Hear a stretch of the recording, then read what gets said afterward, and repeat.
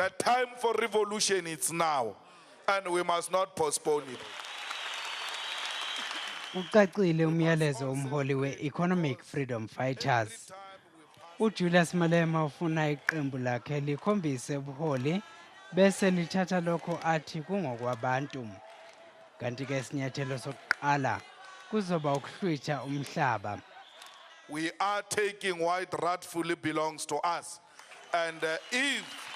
And if that means jail, so be it.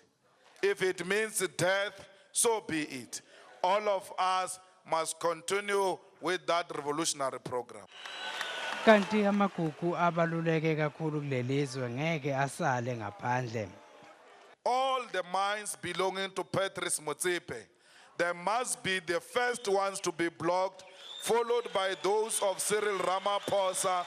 They must be the first ones to be blocked because those are the people who have sold us out.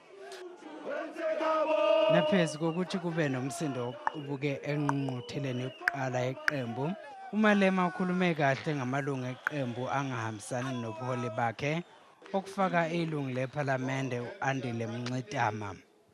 None of members of parliament will be removed from parliament on the basis that he or she declined a nomination or accepted the nomination. Emva kwensuku ezine zokubhunga, imbiko kanye nokubonakala kwezimo zentukuthelo, uMalema neqembu lakhe bathi ke ibe impumelelo ingqungquthela yabo yokuqala.